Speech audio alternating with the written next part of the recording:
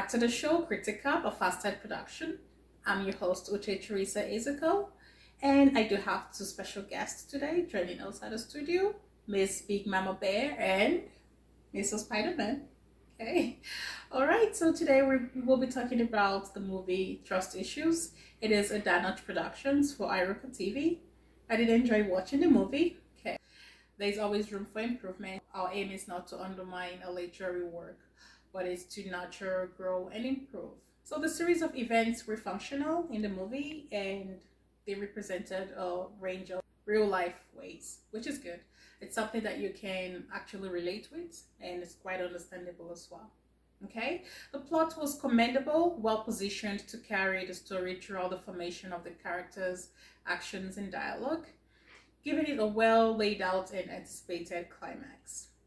The choice of words was used strategically. Okay, I could perceive freedom and control and more fundamental use in the choice of words, which is good, and I give that to them as well.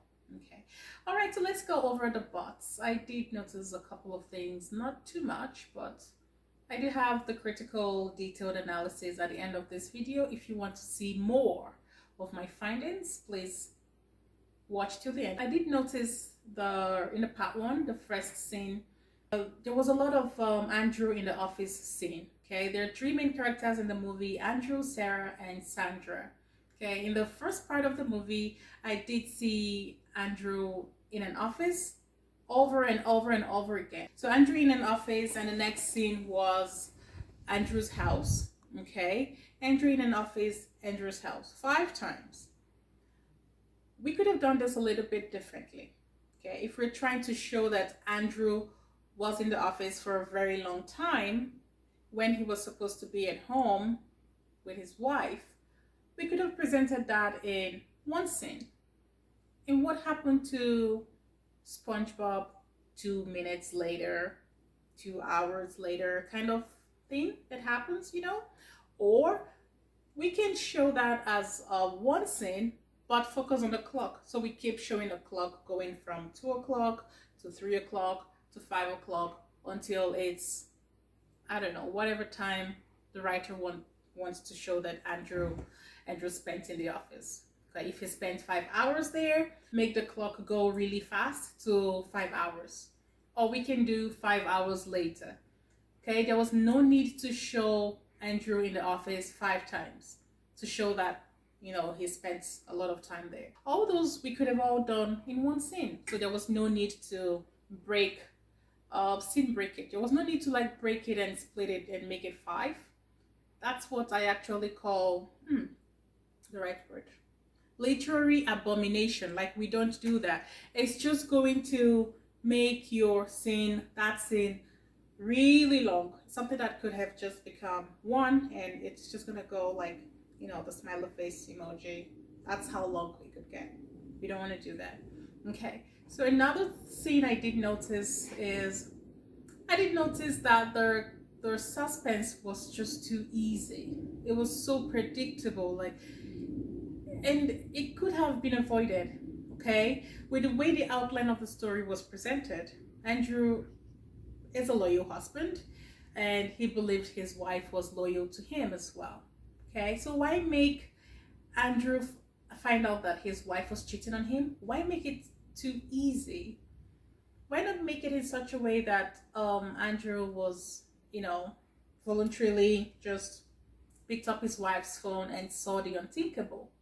Why make it so obvious with the expression? And that scene wasn't very necessary.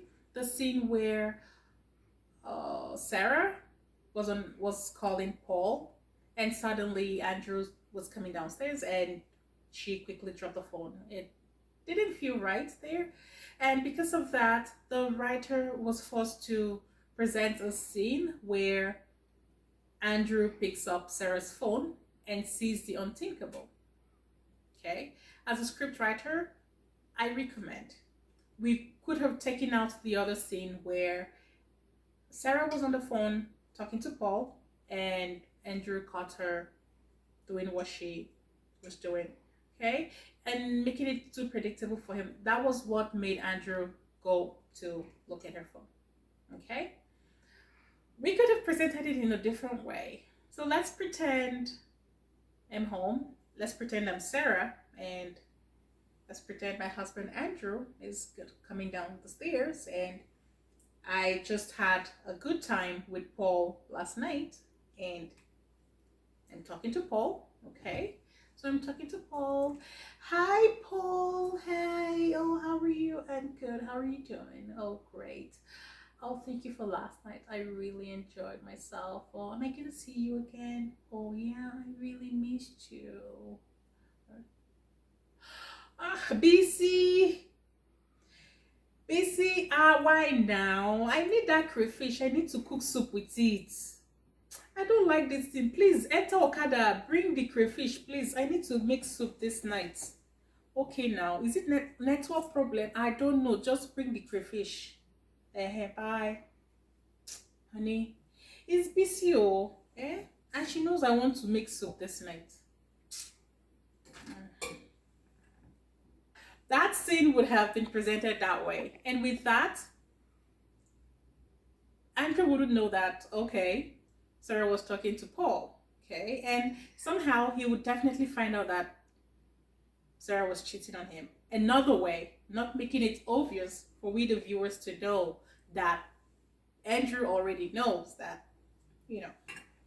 Yeah, so please continue to the end of this video, okay? You will see the detailed critical analysis there, and subscribe to this channel. Please send me an email, criticub@gmail.com, and I'm also on Instagram, criticub_fasttide_production, okay? And I don't know if my two friends here have something to say today. No, Miss Big Mama Bear, nothing? Mr. Spider-Man, nothing? Okay. Well, I'm Uche Teresa Izuko for Critic Up. See you soon.